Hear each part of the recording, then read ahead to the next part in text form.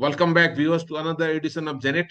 It's been a pause on our part also. We have been away for some time on our different assignments, but we are back again. Nice to see my dear friend Colonel Ellis looking fresh again after the small hiatus. The world has changed again. We thought we saw the ultimate in new generation warfare between India and Pakistan, where India displayed its remarkable air defense capabilities and its remarkable precision strike capabilities as it struck airfields all over Pakistan. In fact, no part of Pakistan was safe when India struck in a span of 4 days. But the world has changed again. What we saw in the Ukraine Russia front is totally a different form of warfare. 5 Russian airfields located in different parts of Russia, stretching from, say, very close to the border with Ukraine, just about 800 kilometers, to nearly 8,000 kilometers. That was the aircraft. That was the aircraft in the Far East, which was struck by Ukraine drones, brought before the world chilling, in a very chilling sort of way as to how this new generation of warfare is going to pan out. Use of very economical use of drones to inflict maximum losses on enemies' air assets. We have with us Colonel Bish to talk on this. Your opening remarks on how this entire thing panned out. Thank you, Rajiv. Good afternoon. Indeed, what you said that this is one of the greatest events which has taken place of late, that is 1st of June 2025. Uh, People are saying that this is Russia's Pearl Harbor moment, and I don't disagree because this is one of the very big attacks which has taken place immediately, we can say, after World War, because in the Cold War period, there was some kind of agreement or there was some kind of sanity between the two superpowers, that is, the United States of America and the Soviet Union. And they had built a lot of trust amongst themselves. Although, notwithstanding the 1962 Cuba Missile Crisis, when they had come very close to the nuclear showdown or a nuclear world war. But they had very matured leader at that time. John F. Kennedy, one of my favorites, and I believe Nikita Khrushchev was there from the Soviet Union. They were able to diffuse those tensions, and then a number of activities took place in which such kind of event doesn't take place, were placed on the table, just like the START 1, that is Strategic Reduction in Arms Treaty, in which the strategic nuclear weapons were supposed to be reduced. They were reduced in quite a big number. As of date, around 5,500 remain with Russia, and 4,500 odd nuclear weapons are with America. But these are quite stable people, and they are not easily provoked. I'm astonished and pleasantly surprised by the restraint which President Putin of Russia has shown, primarily because if you study, you see war is not just war, but actually it's a test of personalities, of the resolve of the world leaders. There's a lot of things which are taken into account. And primarily, if you see the background of the Russian President Putin, he's risen from a very humble background. His mother was thought to be dead and stacked in amongst the dead bodies after World War II. His father recognized her shoes, and then he saw that she was still alive, very faintly breathing. And then he brought her home, and then Putin was born later on. So you see, they have seen there, it is in their in his DNA of Putin. He's seen those tough times. He saw the dissolution of the Soviet Union. He was in Berlin at that time with a very rabid crowd gathering across the building. in which he was stationed. He survived that time, and probably he's the longest serving president of Russia. Uh, he has aspirations. He wants to see a strong Russia, but there is nothing wrong about it. But this one, this act, this drone attack on the airfields in which they have targeted the bombers, uh, like Tu-95, Tu-22, and Tu-160. These are all strategic bombers. And according to the treaty, like we salute in the army, showing that our hands are not having any weapon, our palm is totally free. So these bombers were supposed to be on the open, and you could see them through a satellite. And there was a lot of trust between the opposing powers. So actually, attacking these bombers is not in good taste. It is not in good taste. It's a And provocation. It's a huge yes, it's provocation. a provocation. It's a provocation. And also provocation not only by attacking the bombers, although they are giving a lot of excuses that it is a military target and uh, it's a legitimate target in a war and all that. Actually, the war was contained uh, by one side, that is restraint from Putin, but it has opened a Pandora's box. And on top of that, what was another red line they have crossed by attacking and damaging the bridge, which is connecting the island of Crimea with the mainland Russia, or occupied territory of Russia. Raji. Well, before we go on to the modus operandi that was employed to hit these five air bases, Olenia, Belaya, Ivanova, Diagolovo, and one in the Amur region, that's ironically named as Ukrainka Air Base in the Amur region. We'd like to have a look at the timings of this raid. A day prior to the peace talks that were supposed to be held in Istanbul. Of course, the talks went through, but they didn't prove to be a success naturally. What are your thoughts on the timings? I mean, you were going for ahead with the peace talks, and then you carry out this extremely provocative act. What is your thought on this? Rajiv, I would like to bring out certain facts as to who are the major players in this war. And if you very closely observe who President Volodymyr Zelensky is, you'll find out that he's a implanted leader in the country of Ukraine.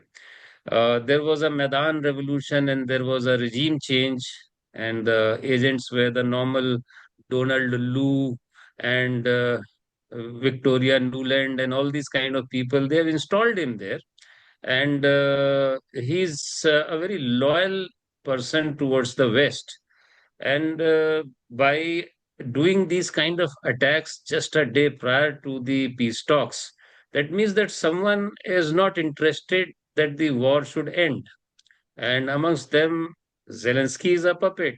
So those people who are actually pulling the strings of the puppet are the people who don't want the war to finish. Now, who are these people and why do they don't want the war to finish? Even if when Trump had come, when he had taken the oath as the United States president, he said that I want to finish off the war. But now there is total silence from White House. So I believe that even President Trump is not in direct control of this particular issue. So, who are these people who will benefit? So, you can only guess. One is the arms industry, another one is probably oil, third one maybe pharma, and which we loosely term as the deep state.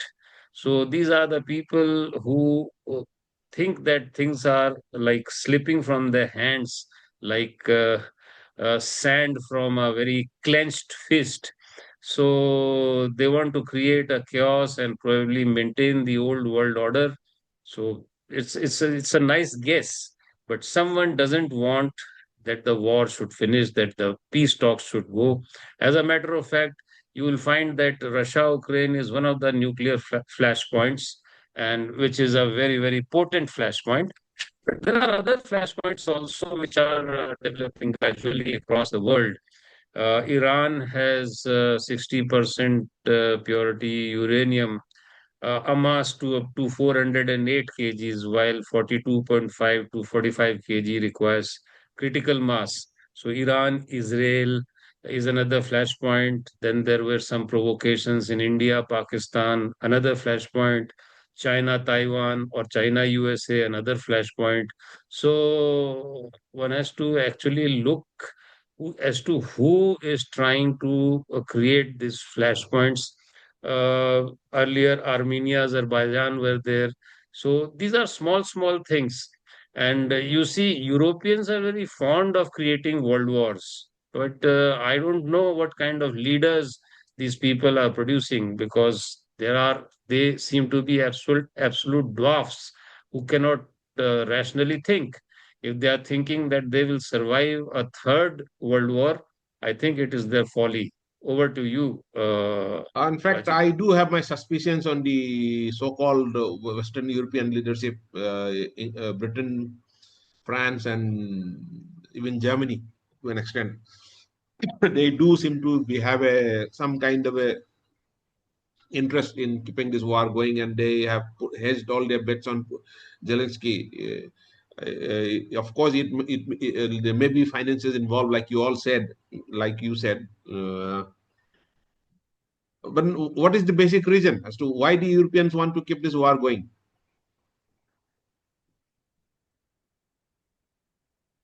Uh, there are people who want to control the world. If you see France was having a lot of control over West Africa, and countries like Burkina Faso and countries like Niger, from where it used to get its uranium and a lot of other things, they all have turned hostile towards the Europeans, and in French in particular. And there is a very huge potential which is bestowed upon very secretive people who are far more rich. Actually, people say that the world economy is around $100 trillion, but actually, these people control much more assets and funds that a normal eye can see. So, probably some people are there who want a certain kind of a world order, which is very difficult to say right now, but definitely they are situated in Europe. And one of the big reasons right now, what we can see after the summit in Vilnius, where there was the NATO General Secretary Mark Rutte. His spelling is although Rutte, but these people have got funny pronunciations, so we will call him Mark Rutte. So he said that all the Europeans should now, all the NATO members, I believe they are 32 right now, and they are trying to expand much more. So they had a meeting in Vilnius, that is Lithuania, in which Zelensky was also present. And it was basically B9 plus the Nordic nations. B9 are nothing but the Eastern Bloc, Warsaw Pact countries like Hungary, Bulgaria, and all those. And Nordic nations are the new NATO members like your Norway, Sweden, Finland, and these three smaller nations like Lithuania, Estonia, and one more is there. Uh, three of the Baltic nations are there. So these people had met there, and they said that we must uh, support politically, economically, and also humanitarian aid to Ukraine should go. So all these people are creating a lot of problems, and even the military aid they are talking about. And they all decided, the NATO General Secretary said that you should have 5% of your GDP going into it. So you can now imagine that what kind of weapon manufacturing would take place, or weapons sale and purchase would take place in the entire Europe and NATO countries. So this is one aspect. wherein the arms industry will never want this war to be finished, because as of date they have got the aim of creating fear psychosis in entire Europe of Russia, of nuclear war. Rajiv. Well, after the operations, after the attack broke, Zelensky went on television and he said that while declaring the success of the mission, he said that this has been in the offing for 18 months. At the planning stage, this is about a year and a half. Any mission of that long against such strategic targets, of course, we'll have the CIA, the Americans also involved in some way or other. And of course, the Western European intelligence agencies must have been involved, because this can't be done in isolation. Ukraine couldn't have done it alone. That means even Joe Biden must have been in the know of things. Although Trump, after the mission, he said that I was not aware, I was kept in the dark. The present US administration claims that they were kept in the dark, and had they known, they would have put a stop to this. So, which all foreign nations must have been involved in this? What are your thoughts? Which all intelligence agencies? People are talking of MI6 being involved. It's actually comical, Rajiv, because the top intelligence agencies, if they don't know what is happening, it's actually comical, because and something which will bring the world to nuclear standoff or a nuclear war. And especially the DNI briefs the US president. That is, Tulsi Gabbard is briefing daily to in person to the US president on daily basis. And mind you, a conglomeration of 18 Different intelligence agencies. agencies. Yeah. She's the head director, national intelligence. So it's comical if they don't know, because these kind of things don't go under the carpet, because it has to be coordinated at various levels, and it cannot be ruled out. But at the same time, there is some kind of arrogance and lapse on the part of the Russians, because they've got a complacency because of the vast area. And I was shocked to know that even the big lorries were getting into Russian territory from Ukraine, by which these kind of drones were smuggled into. And it is a very simple operation, although he's saying that it is 18 months he took. But I have been analyzing this operation, and if you want, I can tell you the entire modus operandi. Yeah, So such please. a simple operation. Yeah. Yeah, so then I will continue.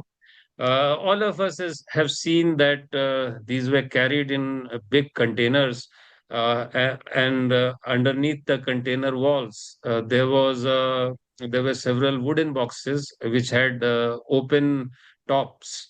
Now, these containers were brought in the near vicinity on a particular place, well recceed earlier, and they were parked there, and remotely the tops of the container were opened, and these drones started going up.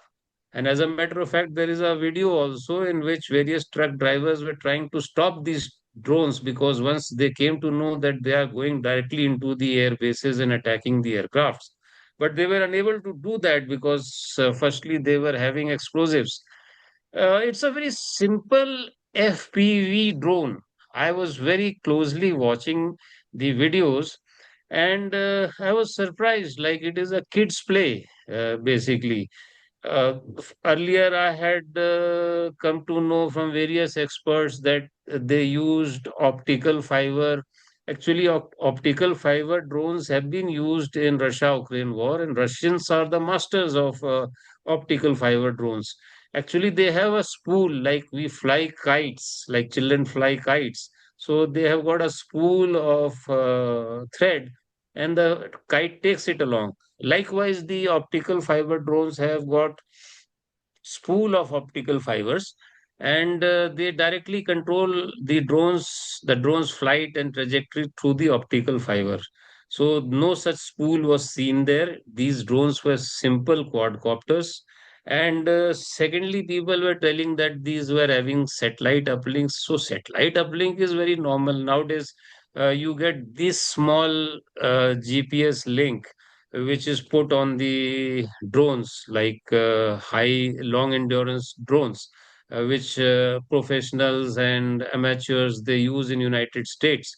One of them is DJI drones, that is having 4 kilometers, that is used for racing, drone racing. You wear certain kind of goggles, and you've got toggles on the goggles, and people race their drones, something like horse racing. They go through the various obstacles and all those things. But those drones are very expensive, the DJI drones. And then you have got very long range drones that are uh, uh, 38 to 40 kilometers range. I'm talking about first person view, FPV, that is Foxtrot Papa Victor, FPV drones. So these are first person view drones in which there is a camera mounted, and there is a pilot who drives these drones home.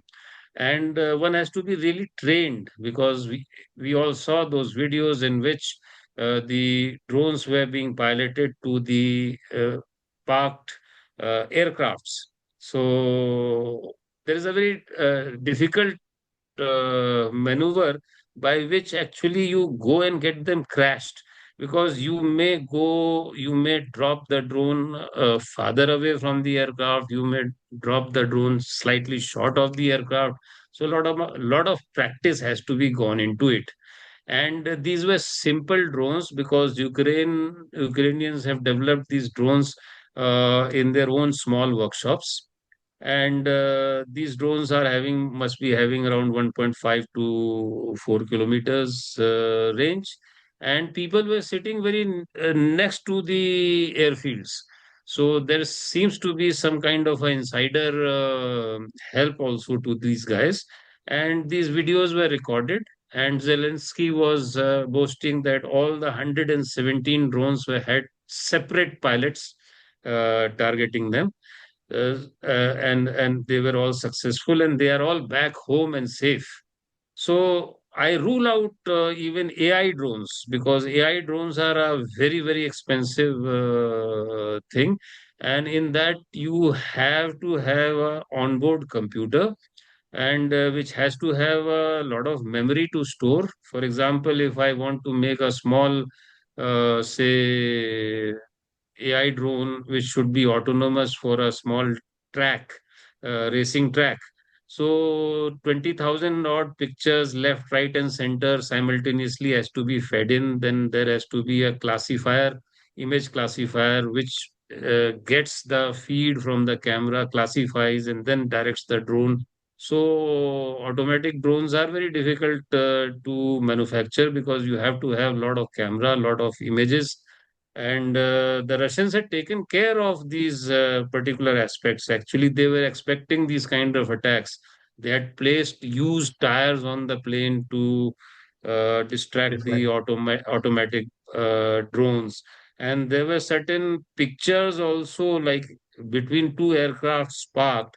There was a painting of a similar aircraft done on the airfield, so that while you are looking at it from a satellite or from a high angle, you would feel that there are three aircrafts parked, but there were only two. One was only a painting. But these guys were very, very close by, looking through their first person view drones and directing them into the uh, bombers. So this was a very, very cheap operation in terms of money, in fact but they are the very simplicity of the operation is what is scary. Now there's five air bases spread all across Russia. They had trucks going up to the air bases. And now then again, there's a talk of a Chechen involvement in the movement of the trucks. Chechens, it is being spoken now that some Chechen underground people were contacted. They developed a trucking company. The trucks were hired. The drivers, of course, were not aware of what was in the containers that were put on the trucks.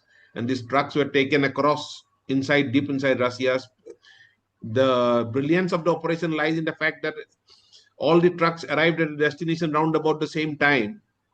They were there on the spot, say within a kilometer of the airfield. The drones were taken out, mechanically airlifted, mechanically they made to fly, they moved out, and then they struck the targets. The very simplicity of the operations is what is scary. And when you look at the Indian context, and what General Rawat and even Ajit Doval talks of the point 0.5 front that we have inside India.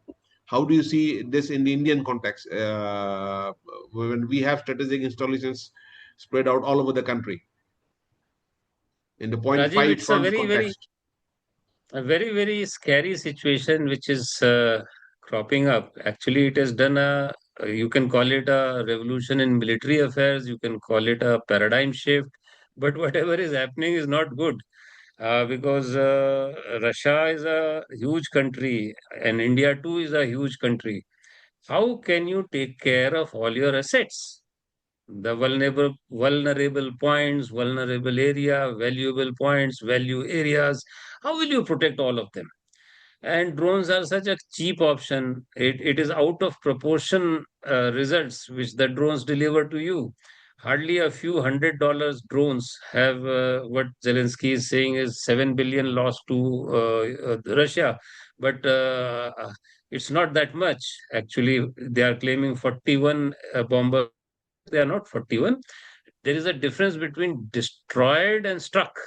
So, although the production has stopped, but it will come back. Now, coming to the Indian context, if you see all our airfields and also our military installations and our nuclear power plants, our parliament, our assemblies, legislative assemblies, uh, the places where our governors live, our president lives, and uh, economic targets like the refineries, and then the nuclear power stations, the power station, the distribution centers, the industries, the railways, the highways, so many aspects, everything, the gas pipelines. Now, these drones will become a very powerful medium through which the asymmetric warfare can take place. So, firstly, the military installations in particular will have to make a lot of buffer place between the boundaries and their installations, because uh, these boundaries, there are a lot of illegal settlements, a lot of slums, and a lot of unwanted people are staying there. You have to remove them and make a fail-safe drone area wherein which no drones are allowed inside. You have to be very careful, but you can't place radars everywhere right now. But in a very short future, you have to develop not only radars but also drone anti-drone systems, which are there, and also increase your intelligence. Somewhere the Russians have failed in their intelligence. I was a fan of the KGB, but their successors, FSB and all, they failed miserably, because one of the places where the drones have stuck was very next to the FSB headquarters. So that speaks very poorly of them.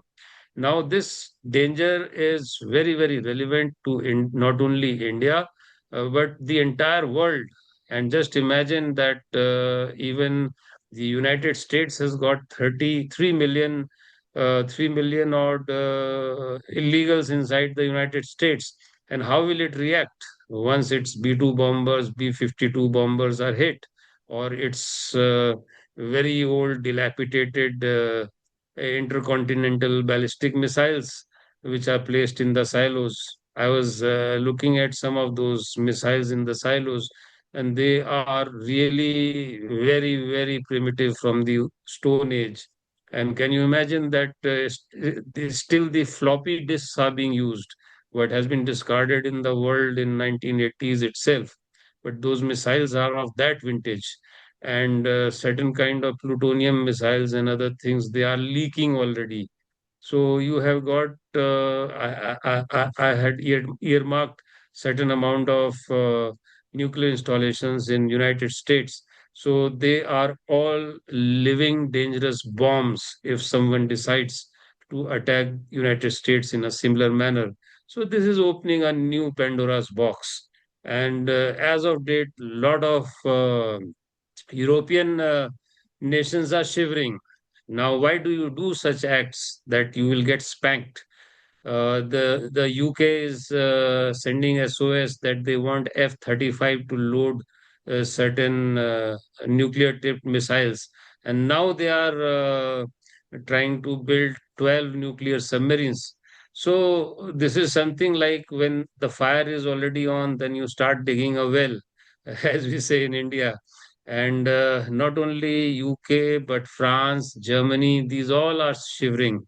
And if you very closely look at the map, there is a small portion of land in the Baltic region that's where the place called Kaliningrad is there.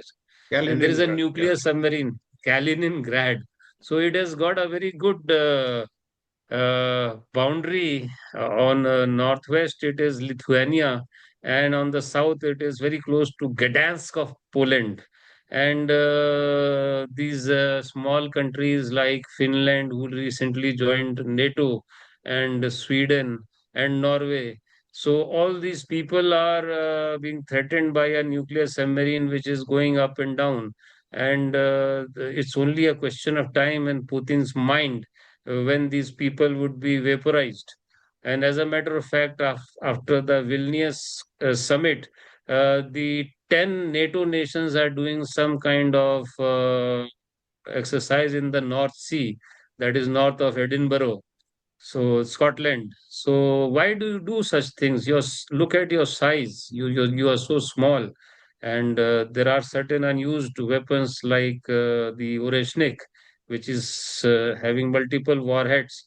So even with a conventional weapon, there are chances that a lot of places in London, Paris, Berlin, all these places will get vaporized with conventional weapons. You are constantly supplying things to Ukraine. You are in war for since 2022, 22nd of February 2022.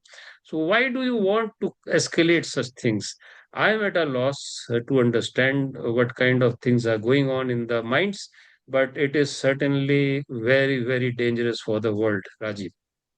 Well, I'm sure the best minds in India will be the best defense minds in India will be taking a very close look at how this entire operation unveiled itself, how this was brought about by Ukraine and maybe even the West, and India will think of some countermeasures to it.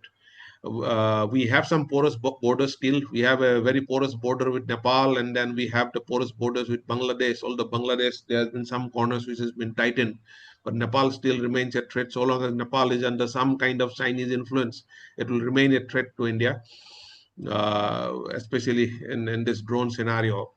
Uh, but then I believe that the best deterrence to this kind of an attack is retribution, swift retribution.